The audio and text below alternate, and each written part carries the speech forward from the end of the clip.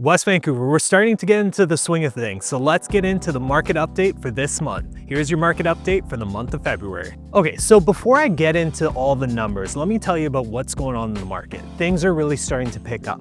Listings are starting to pick up as usual, like we see in the spring, and buyers are really starting to come back into the market. Just myself, I'm collecting listings like they're Pokemon cards. Now, starting with Detached Homes, we saw 428 listings. That's a 1.7% increase from this time last year. We saw 16 sales, and an average days on market for a West Vancouver detached home is sitting in and around 81. Benchmark pricing is sitting at $2,914,000. That's an 8.2% decrease from this time last year. When we look at the sales to active ratio, we're seeing that detached homes is sitting at 3.7%, meaning that we're in a strong buyer's market. Let's get into condos. Now, there aren't that many quality condos on the market in West Vancouver. We are seeing 91 listings with 9 sales last month. And when we look at the average days on market, we're sitting in and around 43 with benchmark pricing at $1,159,000.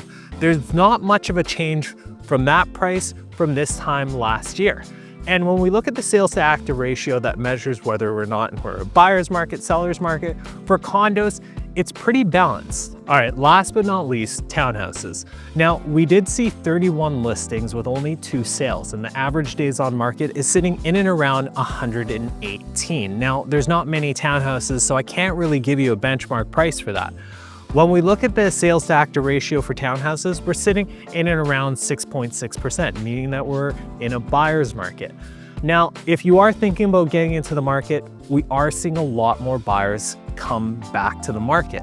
Now, people are listing their property, they're relisting their properties. I'm getting phone calls from people that didn't sell in 2023 and wanting to put their home on the market.